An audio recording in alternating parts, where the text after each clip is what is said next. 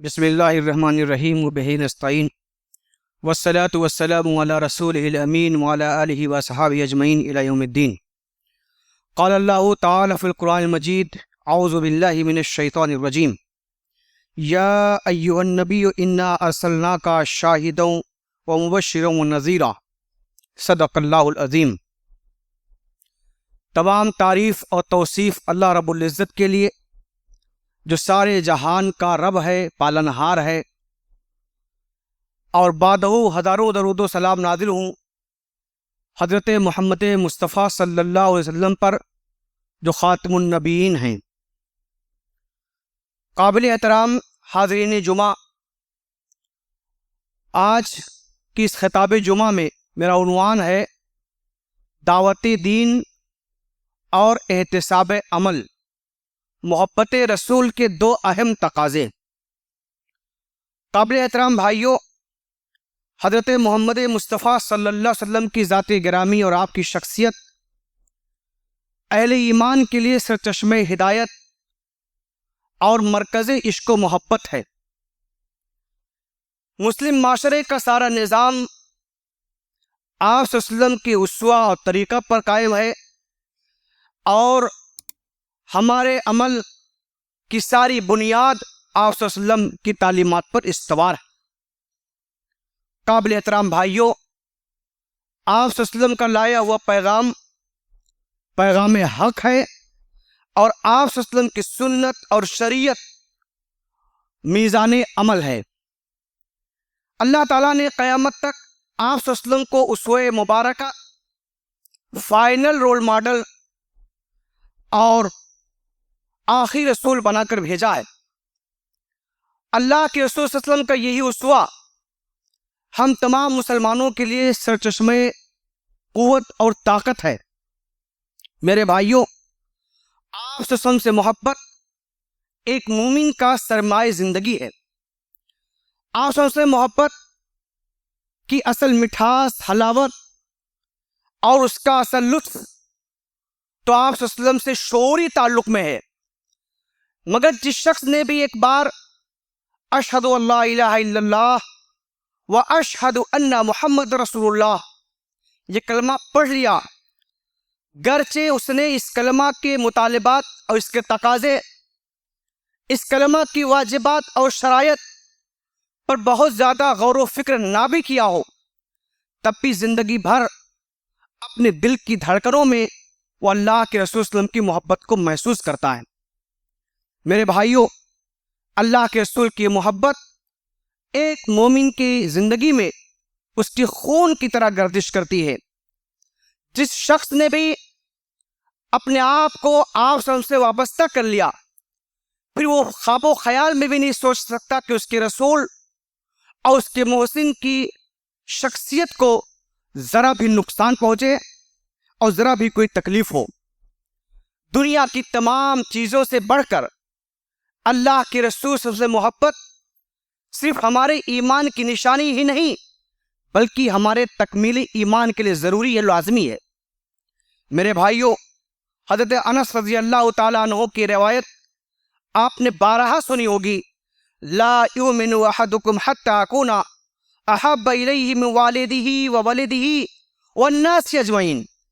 تم میں سے کوئی شخص اس وقت تک مکمل مومن نہیں ہو سکتا جب تک کہ میں اس کے نزدیک اس کے والدین، اس کی اولاد اور دنیا اور جہان کے ساری چیزوں اور انسانوں سے زیادہ محبوب نہ ہو جاؤں۔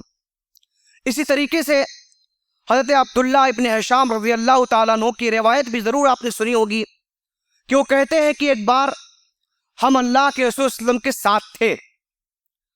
اللہ کے رسول صلی اللہ علیہ وسلم حضرت عمر رضی اللہ تعالیٰ عنہ کا ہاتھ پکڑے ہوئے تھے۔ حضرت عمر رضی اللہ تعالیٰ عنہ نے آپ صلی اللہ علیہ وسلم سے کہا کہ اللہ کے رسول صلی اللہ علیہ وسلم، مجھے سوائے اپنی جان کے دنیا میں ساری چیزوں سے آپ زیادہ محبوب ہیں، سوائے اپنی جان کے۔ تو اللہ کے رسول نے فرمایا، اے عمر، تمہارا ایمان ابھی مکمل نہیں ہوا۔ حضرت عمر ٹھہرے، غور کیا، اور پھر تھوڑی دیر کے بعد کہا، اے اللہ کے رسول صلی اللہ علیہ وسلم، اب آپ صلی اللہ علیہ وسلم مجھے اپنی جان سے بھی زیادہ عزیز و محبوب ہیں۔ اللہ کے رسول نے جواب میں فرمایا، الآن یا عمر، اے عمر، اب تمہارا ایمان مکمل ہو گیا۔ میرے بھائیوں، صحیح بات یہ ہے کہ اللہ کے رسول صلی اللہ علیہ وسلم کے ان ارشادات کا مطلب یہ ہے کہ کوئی بھی شخص سچا اور کامل مومن اس وقت نہیں ہو سکتا جب تک کہ اس کی تمام محبتوں پر اللہ کے رسول صلی اللہ علیہ وسلم کی محبت غالب نہ ہو جائے، جب تک کہ وہ دنیا کی ساری چیزوں کی محبت کو آپ صلی اللہ علیہ وسلم کی محبت پر قربان کرنے کے لیے تیار اور راضی نہ ہو جائے۔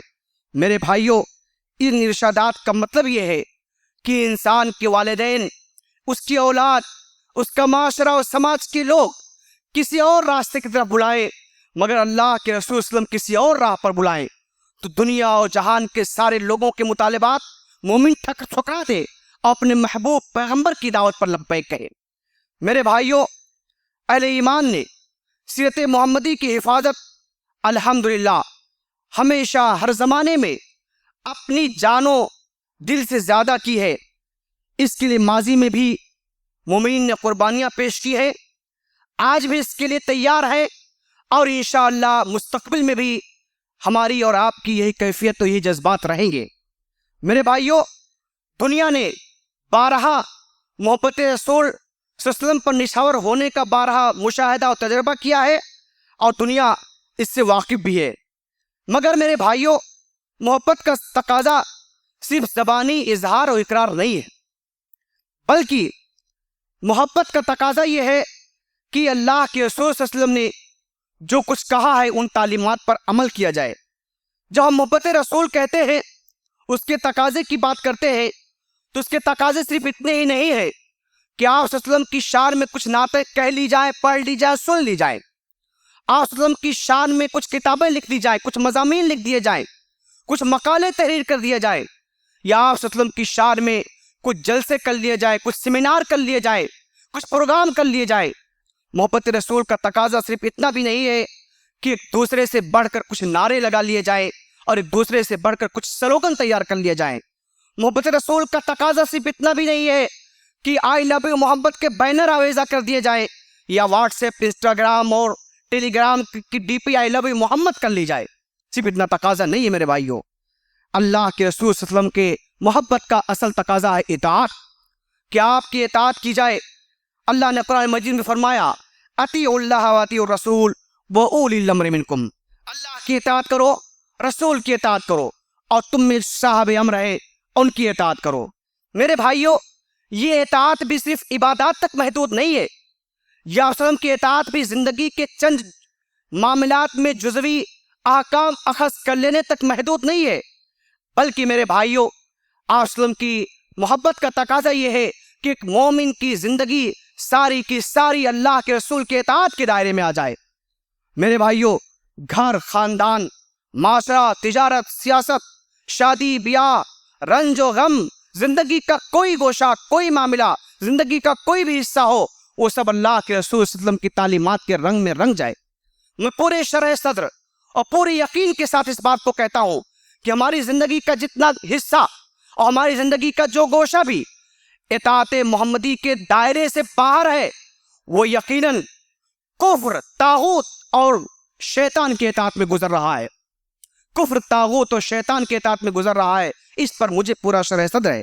میرے بھائیوں، اللہ کے رسول صلی اللہ علیہ وسلم کی بڑی اور مرکزی اطاعت یہ ہے کہ جس پیغام کو آپ سم لے کر کے آئے، اس پیغام کی تبلیغ کی جائے۔ جس دین کی طرف آپ نے بلایا، اس دین کی طرف انسانوں کو دعوت دی جائے۔ حضور قائد انسانیت نے جس طرح کا نظام حیات قائم فرمایا، اس طرح کا نظام حیات قائم کرنے کی کوشش کی جائے۔ اللہ کے رسول صلی اللہ علیہ وسلم نے انسانوں کی فلاح اور بہبود کے لیے جس طرح کی انقلابی تحریک چلائی، اس طرح کی انقلابی تحریک چلائی جائے، اور اللہ کے رسول صلی اللہ علیہ وسلم نے جس دین کے غلبے کے لیے کوشش اور جد و جہد کی، اس دین کے غلبے کے لیے کوشش اور جد و جہد کی جائے۔ میرے بھائیوں، یہ بھی اللہ کے رسول کی سنت ہے۔ ہمارے معاشرے و سماج میں چھوٹی چھوٹی سنتوں پر تو بڑا زور ہے، اس کی بڑی تاکید ہے، اس کا بڑا ذکر ہے، مگر میرے بھائیوں، ان بڑی سنتوں سے ہمارا معاشرہ اکثر غافل ہے، اس پر ہماری توجہ نہیں ہوتی ہے۔ دعوت دین کی اہمیت، دعوت دین کی فرضیت، دعوت دین کی فضیلت کے بارے میں آپ قرآن و حدیث کا مطالعہ کر لیجئے، بہت ساری تعلیمات، تاکیدی تعلیمات اس سلسلے میں وارد ہوئی ہیں۔ اور اسی کے ساتھ اگر آپ رسول اللہ صلی اللہ علیہ وسلم کی 23 سالہ पैगम्बराना जद्दोजहद का मुताला कर लीजिए तो आप पाएंगे कि अल्लाह के रसूल सल्लल्लाहु अलैहि वसल्लम कभी भी जिंदगी के एक लम्हे में भी अल्लाह के रसूल इस मिशन से गाफिल नहीं हुए। अल्लाह के रसूल सल्लल्लाहु अलैहि वसल्लम ने एक लम्हा भी इससे गफलत में नहीं गुजारा। मेरे भाइयों, दीन की दावत का काम मुसलमानों की इनफरादी और इज्तिमाई जिम्मेदारी है। मुसलमानों का इज्तिमाई और इनफरादी फरीज़ा है। और याद रखिए, अब इस फरीज़े की अदायगी ही पर इस दुनिया में मुसलमानों की वजूद व बका का इन्हिसार है। इस फरीज़े की अदायगी ही पर अमन व अमान का क़याम है। इस फरीज़े ही की अदायगी पर अदल व इंसाफ की हुसूल का इम्कान है। इस फरीज़े ही की अदायगी पर मादी खुशहाली, मुसलमानों की जान व माल का तहफ़्फ़ुज़, उनकी बका और तरक्की की ज़मानत है। और इस फरीज़े ही की अदायगी पर हमारी अज़मत और सरबुलंदी का ताल्लुक़ है। मेरे भाइयों, तारीख़ गवाह है कि जब इस फरीज़े की अदायगी में हमने गफलत बरती, दुनिया को इस्लाम की नेमत से हमने महरूम रखा, तो कुदरत ने हमको इबरतनाक सजाएं दी हैं। हमारी अज़मत ज़िल्लत में तब्दील हो गई है। हमारी हुकूमतों को ऐसा ज़वाल आया कि उनका उरूज आज तक के ख्वाब बन गया है। मेरे भाइयों, कल हश्र के मैदान में भी हम अल्लाह के सामने अपने हमवतनों के सिलसिले में जवाबदेह हैं। अल्लाह ताला पूछेगा, तुमने अपने हमवतनों के सामने इस्लाम की दावत पेश की थी कि नहीं पेश की थी? उस वक्त अल्लाह के दरबार में, उसकी अदालत में, अपने रब के सामने हम क्या उज़्र पेश कर सकेंगे? अगर हम गफलत बरत रहे हैं तो अपनी इस गफलत का जवाब क्या पेश कर सकेंगे? मेरे भाइयों, बहुत ज़रूरी है उस जवाब की तैयारी के लिए जो अल्लाह की अदालत में हमको और आपको देना है। अल्लाह ताला ने ज़मीन पर इंसानों को बेशुमार नेमतों से नवाजा है, बेशुमार नेमतों से। उनमें सबसे बड़ी नेमत इस्लाम की नेमत है। ये नेमत सिर्फ मुसलमानों के लिए नहीं है, बल्कि सारी इंसानियत के लिए, सारे इंसानों के लिए, सारे जहान के लिए, पूरी दुनिया के लिए। अल्लाह का शुक्र है कि अल्लाह ने इस नेमत से हमको और आपको सरफराज फरमाया।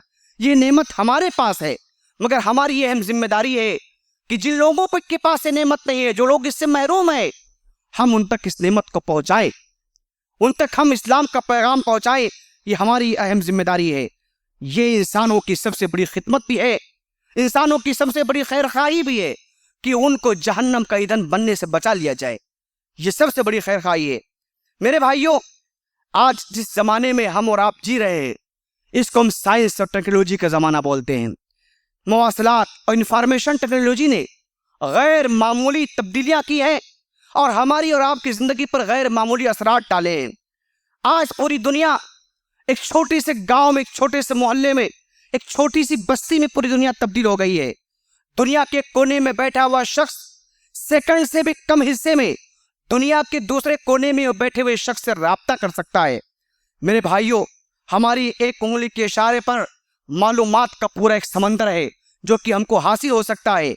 आज की तरक्की ने इंसानों को जिंदगी की आला सहूलतें मैसर कर दी हैं, इंसानों को जिंदगी के आला वसाइल दे दिए हैं, मगर इसी के साथ हमारा और आपका मुशाहिदा ये भी है, हम और आप ये भी देख रहे हैं कि आज इंसानी समाज और इंसानी माशरा बेशुमार मसाइल में गिरफ्तार है, बेशुमार मसाइल में।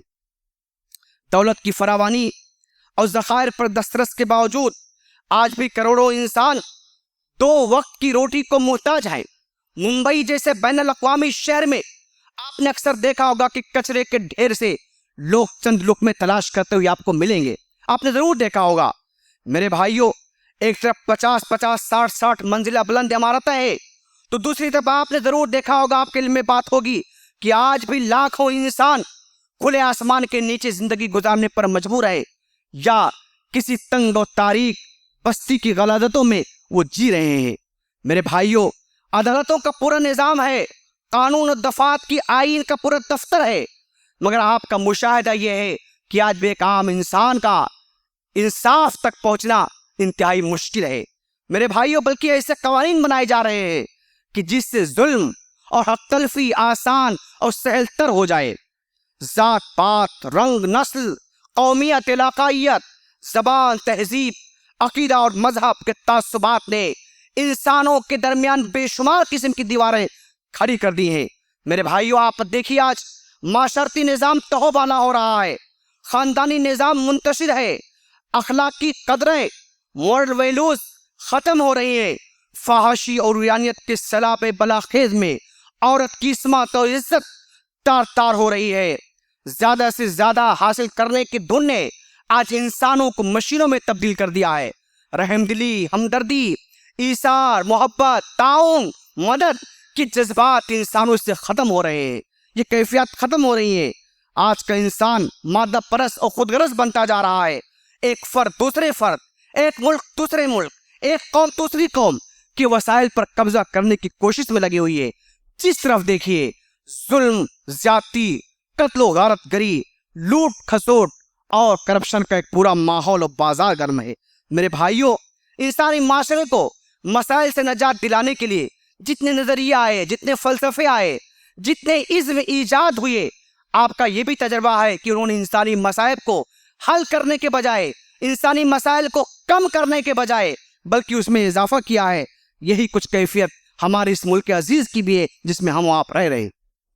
میرے بھائیوں، اسی ملک میں 2425 کروڑ کی تعداد میں نبی رحمت کی امت بھی رہتی ہے. نبی رحمت کی امت بھی رہتی ہے. آپ سوچئے ایسے ماحول میں نبی رحمت کی امت کا رول و کردار کیا ہونا چاہیے انسانوں کو ان مسائل سے نجات دلانے کے لیے. انسانوں کو ان مسائل و مشکلات سے نجات دلانے کے لیے ہمارا آپ کا کردار کیا ہونا چاہیے. اس وقت میں اشارہ کروں گا، وقت کم ہے. مائیکل ہارٹ، جس نے دا 100 آدمی جو کتاب لکھی، اور پہلے نمبر پر اس نے اللہ کے رسول صلی اللہ علیہ وسلم کو لکھ رکھا. اس نے اللہ کے رسول صلی اللہ علیہ وسلم کی شخصیت کے بارے میں بہت اہم بات لکھی. اس نے یہ لکھا کہ اللہ کے رسول صلی اللہ علیہ وسلم جب 6 صدی عیسوی میں تشریف لائے، اس وقت دنیا تباہی کے کگار پر پہنچ گئی تھی. ظلم و ستم، ناانصافی کچھ اس حد کو پہنچ گیا تھا کہ دنیا تباہ و برباد ہونے والی تھی. اللہ کے رسول کا سب سے بڑا احسان یہ ہے کہ آپ تشریف لائے اور آپ نے دنیا کو تباہ ہونے سے بچا لیا. تو آج جب دنیا کی تباہی کی طرف جا رہی ہے، آج جب دنیا بربادی کی طرف جا رہی ہے، تو رسول رحمت کی امت کا کردار کیا ہونا چاہیے؟ کیا ہمارا آپ کے کردار یہ نہیں ہونا چاہیے کہ ہم آگے بڑھیں اور دنیا کو تباہی سے بچائیں ہم اور آپ، دنیا کو ہلاکت سے بچائیں ہم آپ، دنیا کو بربادی سے بچائیں ہم اور آپ؟ یہ ہمارا رول نہیں ہے. اس پر غور کرنے کی ضرورت ہے. میرے بھائیوں، مسلمان اپنے منصب و مقام کے اعتبار سے ایک دائی امت ہیں. ہم دائی امت ہیں، یہ بات یاد رکھیے. قرآن مجید نے ہم کو امت وسط کہا ہے، خیر امت کا لقب دیا ہے. ایسے میں اہل ایمان کی عظیم ذمہ داری ہے، ہمارا یہ فرض ہے کہ پیغمبر آخر الزمان صلی اللہ علیہ وسلم، خاتم النبی صلی اللہ علیہ وسلم کے لائے ہوئے تعلیمات کو اس پریشان حال دنیا کے سامنے ہم پیش کریں. آپ صلی اللہ علیہ وسلم کی سیرت مطہرہ میں، آپ صلی اللہ علیہ وسلم کی سیرت مبارکہ میں، آپ صلی اللہ علیہ وسلم کی اسوہ حسنہ میں دنیا کے سارے مسائل کا حل ہے. دنیا کے سارے مسائل کا حل ہے.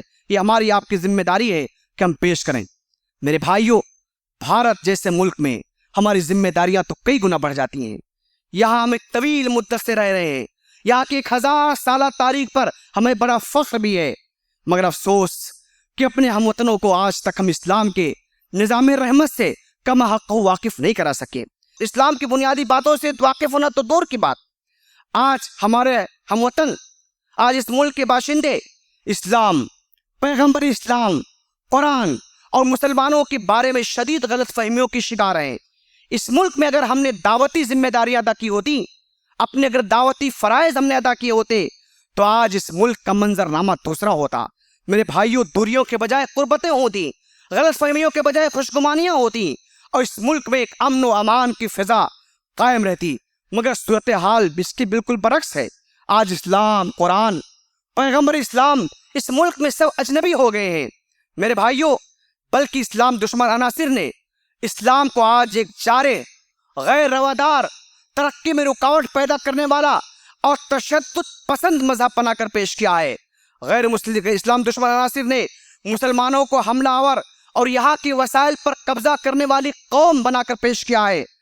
میرے بھائیوں، میڈیا کے مختلف پلیٹ فارموں، خصوصاً سوشل میڈیا پر اسلاموفوبیا اور مسلم مخالف مہم چلائی جا رہی ہے.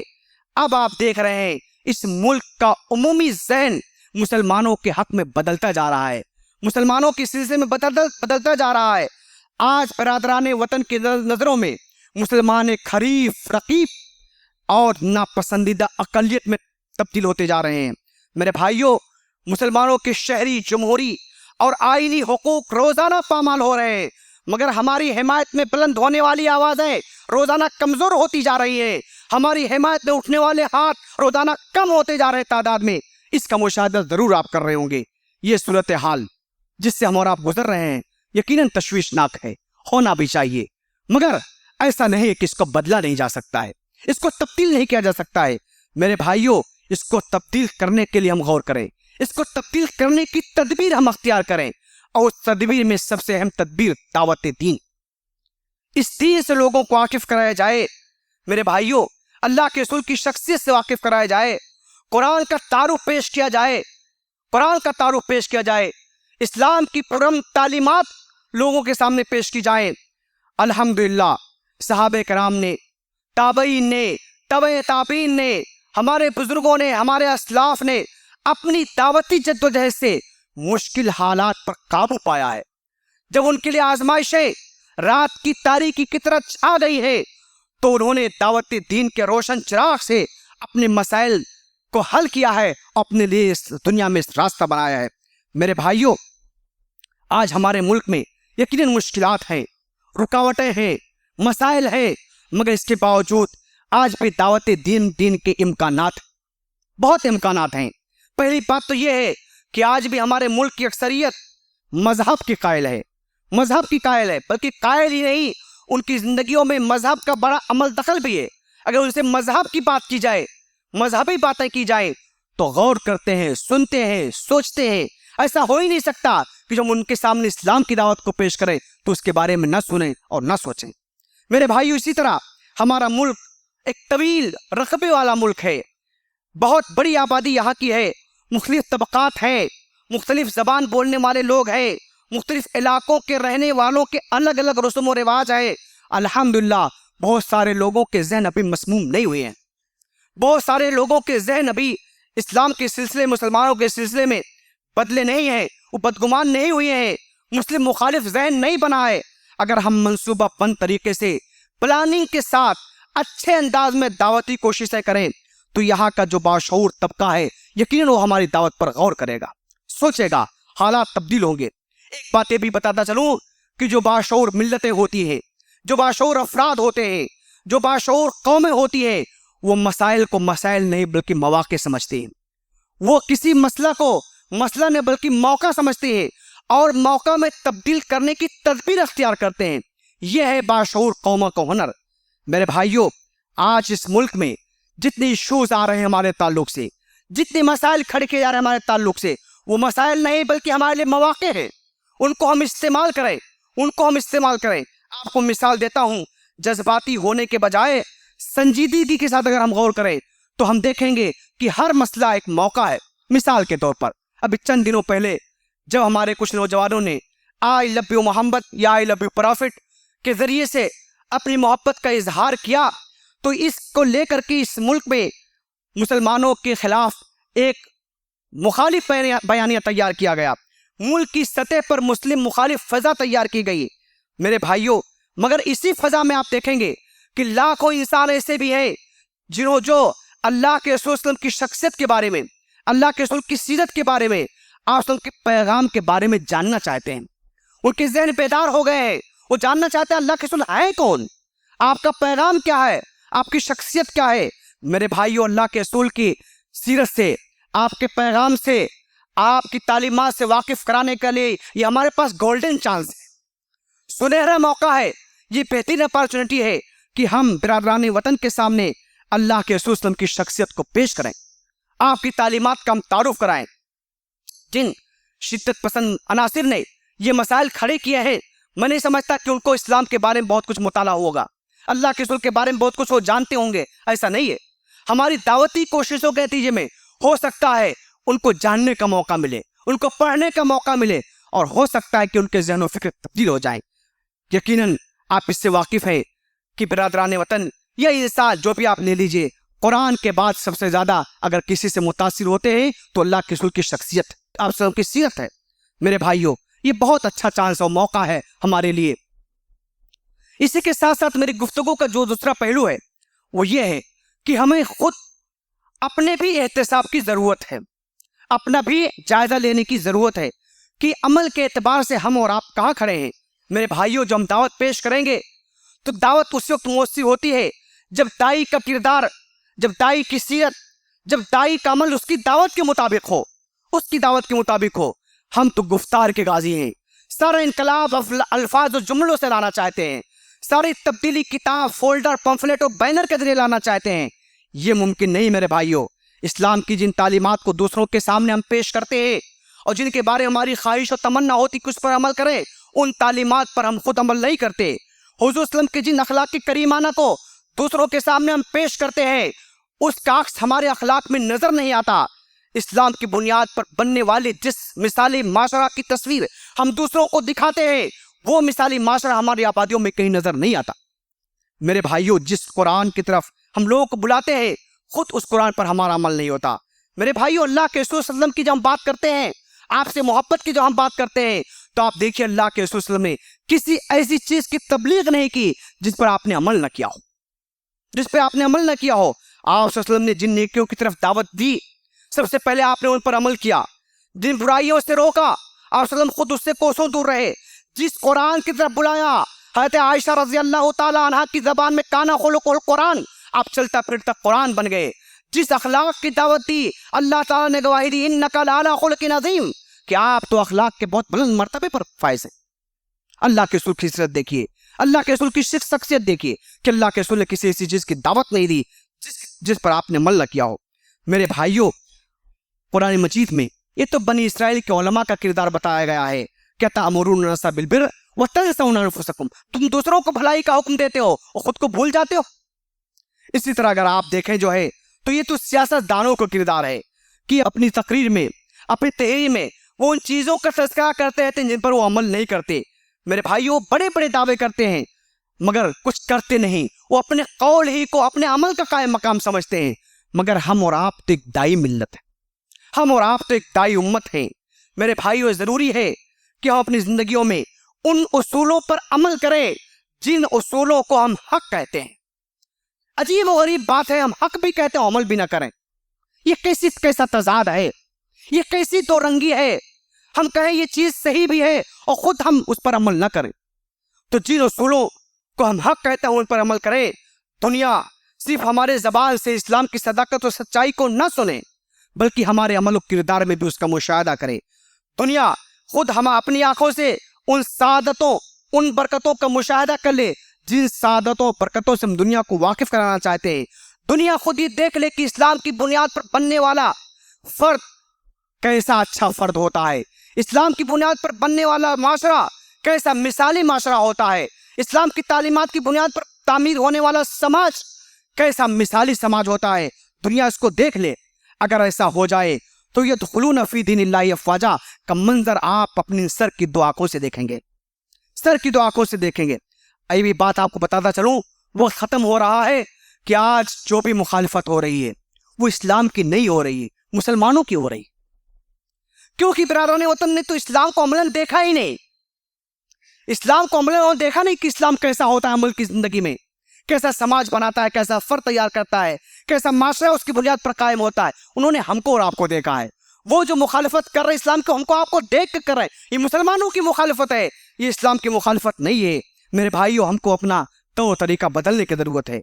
رسول صلی اللہ علیہ وسلم کی محبت جو سنت پر عمل کرنا نہ سکھائے، محض دھوکہ اور فریب ہے۔ رسول صلی اللہ علیہ وسلم کی محبت جو آپ وسلم کی اطاعت و اتباع پر نہ ابھارے، محض لفاظی ہے۔